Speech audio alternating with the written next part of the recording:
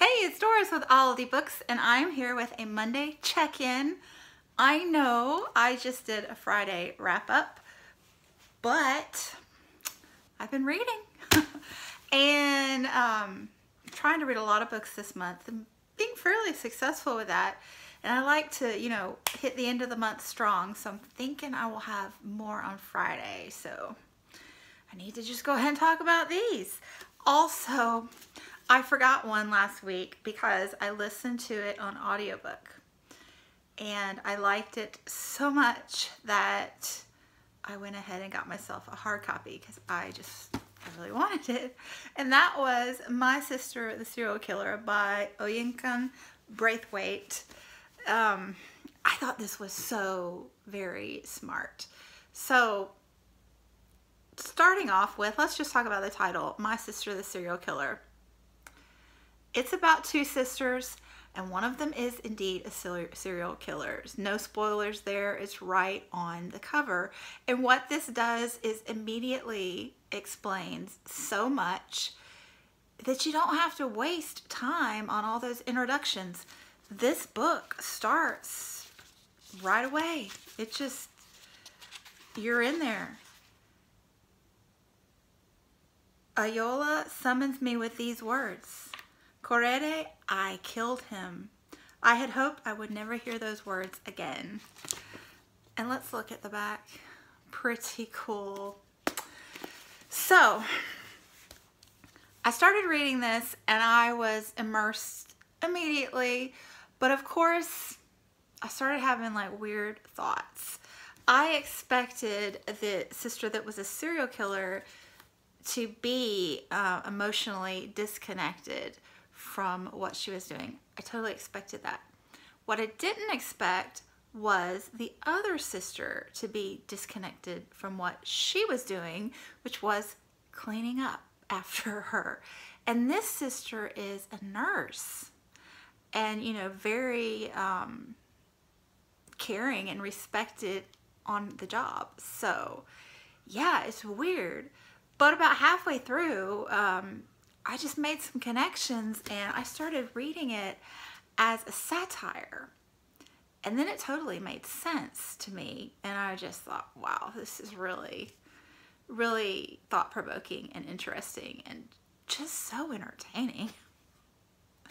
So the sister that's the serial killer is just gorgeous. She is the one that always gets the attention and gets, the man and all of that. She's the one. The other sister is the one that is always the dependable one, the good friend, the one that really relates to the guy, but isn't the love interest ever. So, yeah. This really plays with these stereotypes, and the father was physically violent and took away choice from the girls, and the sister that's not a serial killer falls in love with a doctor. That's right on the jacket. And then, this other girl comes to visit at work, and lo and behold, you know what happens. But I just thought the way it played with stereotypes and with, this serial killer, she just doesn't respect these guys, and so much. I just am rambling, but I really had fun. And this book set me up beautifully for Cersei by Madeline Miller, which I just started last night and breezed through 100 pages like nothing. Now the first chapter was a little bit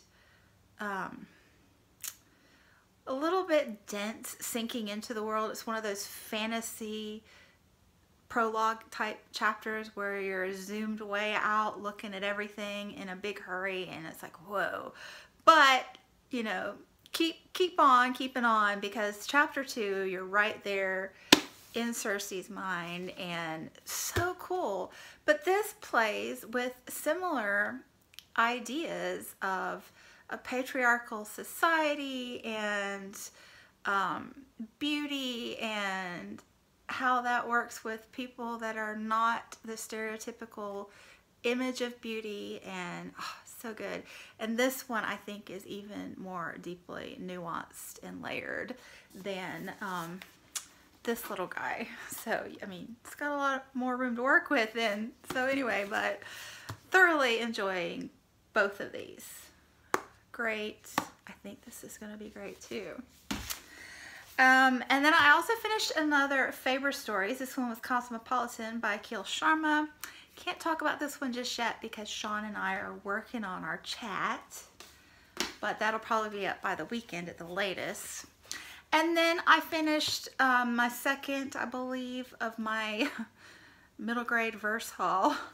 I spent, I think, my sister gave me a gift card, a Visa gift card for 50 bucks, and I got, I think 11 or 12 or 13 middle grade verse books with it from Thrift Books, and they are trickling in, and so far I am very happy with the quality.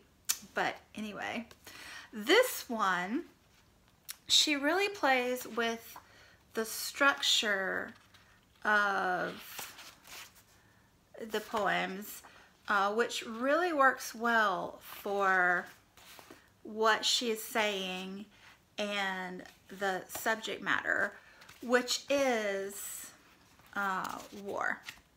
So this one is set in Guatemala in 1981. Yes, 1981.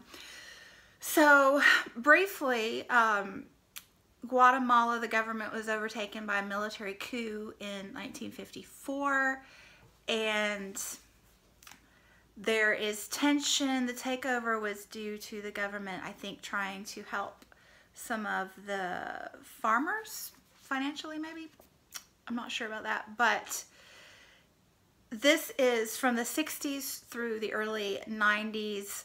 There was conflict, not exactly a civil war, but guerrilla warfare, so in the mountains. So I was actually living in one of the major cities in 1992 and was fine. But in the mountains during this time period, this was 81, there is guerrilla warfare between some of the villages, some communist undertones, and the government trying to suppress this. And this one focuses on a little boy who is out picking mushrooms for dinner for his mom when the army comes in and just obliterates the village. He is afraid. He can't even come back and check if anyone survived. He just flees, heading farther up the mountain to a village that his grandmother lives in.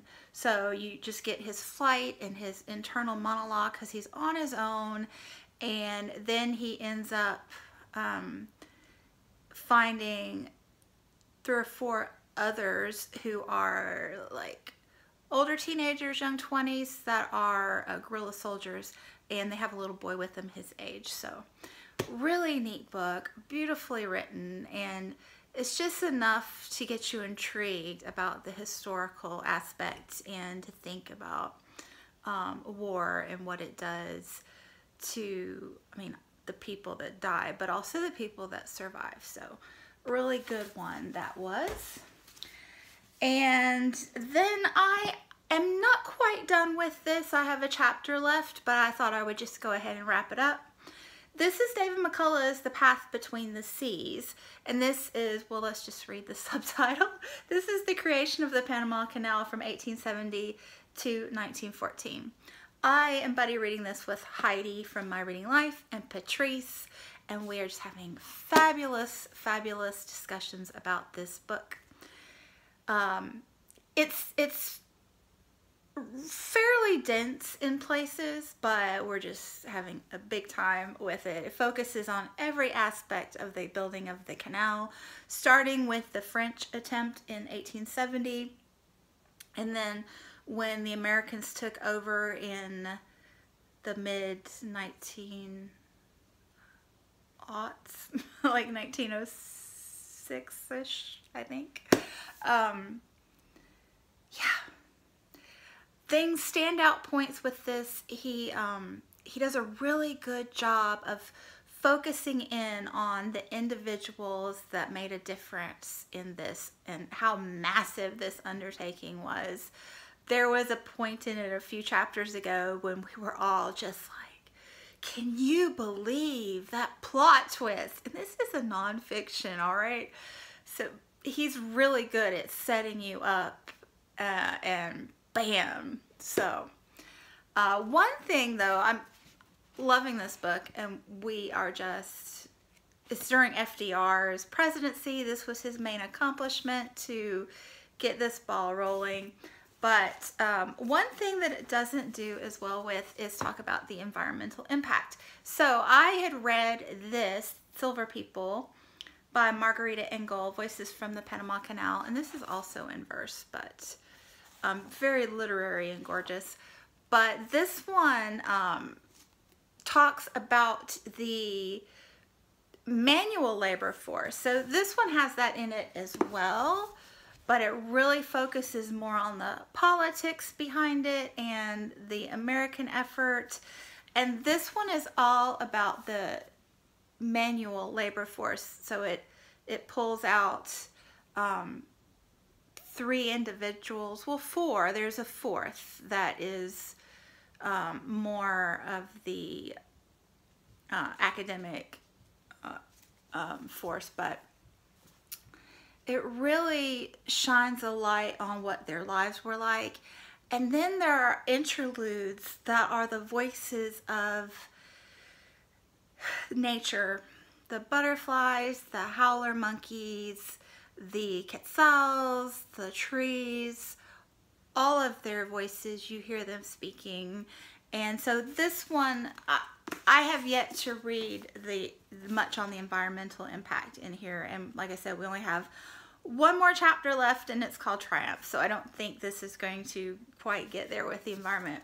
But this is just a gorgeous pairing with this book. If you feel led to read about the Panama Canal, I would highly suggest that you pick this one up to go with it. So yeah, great reading weekend, and off to a great start this week. So I will most likely be back with more books to share on Friday. Thanks so much for watching, and I will be back soon. Bye.